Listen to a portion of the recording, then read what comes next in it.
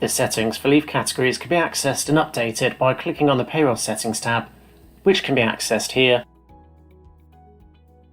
and also here. You can find the leave categories page under the Pay Run Settings tab here. This screen is where you can set up your leave categories, control which one of them accrue automatically, how they will behave in the pay run, and whether or not to include them in termination payouts. You can also decide which should appear in your employees' payslips.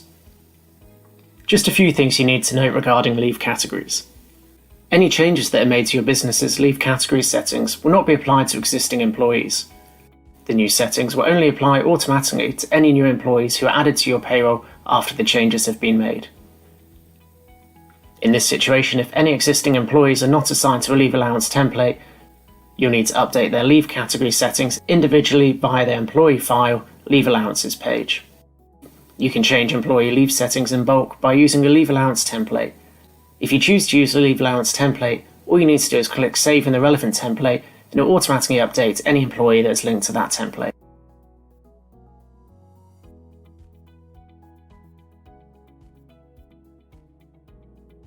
Now let's take a look at the leave categories. There are a number of default leave categories set up when you first create a business. These are listed below. We have annual leave, company sick leave, statutory adoption leave, statutory maternity leave, statutory parental bereavement leave, statutory paternity leave, and statutory sick leave. You'll see that the settings for these categories have already been set up in the system here. You can have as many leave categories as you'd like.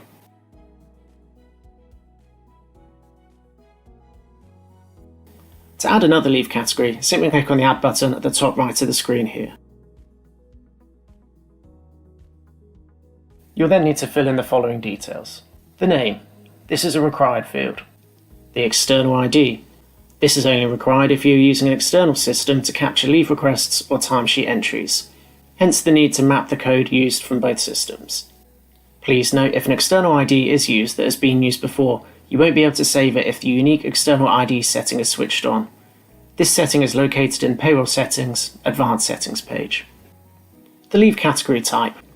This is a drop-down box where you can add if the leave category is going to be part of statutory payments or a standard leave category. The employee leave balance. Here you can select whether the employee's leave balance for this category will be tracked or not tracked. For some types of leave that aren't accrued in the usual way, for example, leave without pay, it might not make sense for an employee to have a balance. In these cases, you should set this value to not tracked. This tells the system it doesn't need to keep track of how much of this type of leave an employee is entitled to. The next options are tick boxes. You can choose whether or not you want the leave to automatically accrue. Select this option if the leave is to accrue automatically.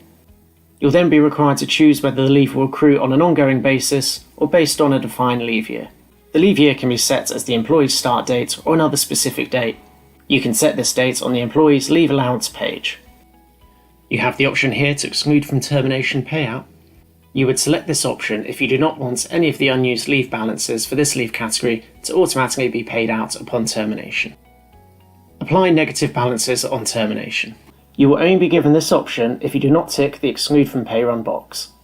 You should select this option if you would like the earnings associated with the employee's negative leave balances deducted in their termination payment. Hide accruals from payslips. Select this option if you do not wish to allow employees to see the amount of leave accrued for this leave category within a pay run on their payslips. Hide balances from payslips and an employee portal. You can select this option if you do not wish to allow employees to see the balance of this leave category on their payslips or in their employee portal. And the last one here, hide leave category name from employee view. You would select this option if you do not want to have the leave category name displayed in the calendar that is viewed on the employee's portal. All that will be displayed is the employee name and the period of leave taken. This setting works in conjunction with the settings employees can view approved leave from the employee portal settings screen. The next section is standard allowance. Here you can enter the number of hours per pay run or choose from one of the following options: standard weeks per year, standard days per year, hours per hour worked, or hours per pay run. Please be aware, if you select hours per hour worked, it should not be used with the accrues in advance setting. You can also click on the calculator icon to assist with calculating the entitlement and ensure the correct figure is being applied. Leave accrual capping. This setting allows you to select whether or not the number of hours accrued will be capped. If the accrual is to be capped, select Limited to from the drop-down list and then enter the maximum number of hours that you would like to limit it to. If we now go back to the first option here and now choose you want the leave to accrue based on the employee's leave year, you will notice a few more options. You now have the option here to accrue in advance. Select this option if you want the employer to accrue their whole entitlement in advance. This means that the full annual entitlement will be accrued in the employee's first pay run and will be added to their leave balance. If you'd like the leave to accrue on an ongoing basis, you won't be given this option. Once again, you have the option here to limit the amount of leave accrued within a leave year up to a certain amount of hours. And the final option at the bottom here is the option to carry over any leave.